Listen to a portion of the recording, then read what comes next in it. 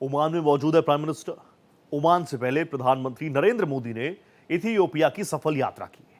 इस दौरान प्रधानमंत्री को इथियोपिया की राजधानी अदीस अबाबा में देश के सर्वोच्च नागरिक सम्मान यानी ग्रेट ऑनर निशान ऑफ इथियोपिया से नवाजा गया।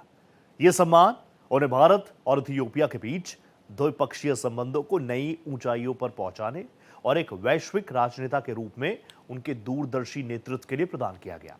सम्मान स्वीकार करते हुए प्रधानमंत्री ने कहा कि दुनिया की सबसे प्राचीन सभ्यताओं में से एक इथियोपिया से यह सम्मान मिलना उनके लिए गर्व का विषय है। इस सम्मान को प्रधानमंत्री ने भारत और इथियोपिया के बीच वर्षों से संबंधों को मजबूत करने वाले सभी लोगों को समर्पित किया।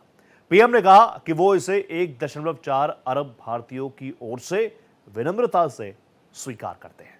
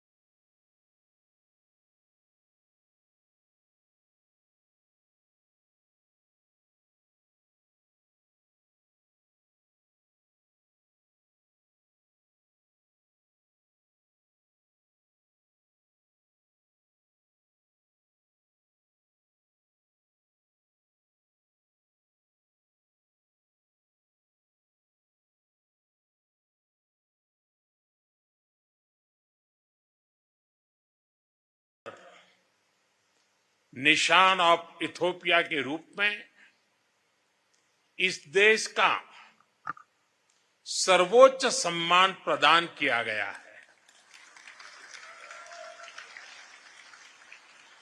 विश्व की अति प्राचीन और समृद्ध सभ्यता द्वारा सम्मानित किया जाना मेरे लिए बहुत गौरव की बात है।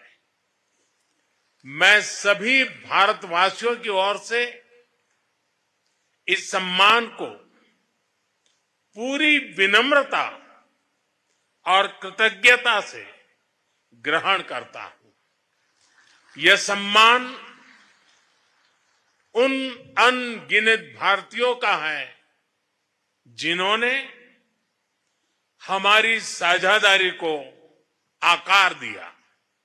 1896 के संघर्ष में सहयोग देने वाले गुजराती व्यापारी हो, इथियोपियन मुक्ति के लिए लड़ने वाले भारतीय सैनिक हो या शिक्षा और निवेश के माध्यम से भविष्य संवारने वाले भारतीय शिक्षक और उद्योगपति, और यह सम्मान उतना ही इथियोपिया के हर उस नागरिक का भी है जिसने भारत पर विश्वास रखा और इस संबंध को हृदय से समृद्ध किया।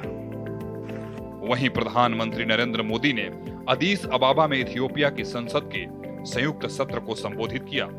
इस दौरान उन्होंने कहा कि आज आपके सामने खड़ा होना मेरे लिए बड़े सम्मान और सौभाग्य की बात है।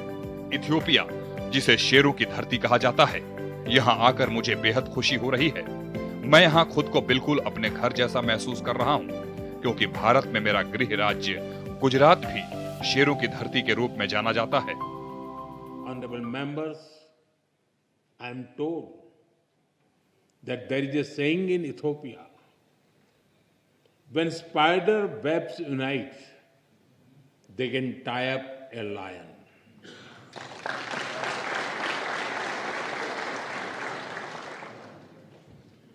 We too believe in India that मन मिले तो पर्वत भी रास्ता दे देते हैं. When hearts are united, even mountains give way.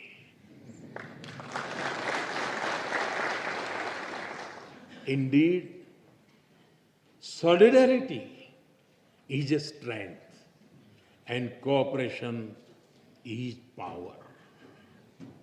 And today, as nations of the global south, as ancient civilization, as friends, India and Ethiopia are standing together.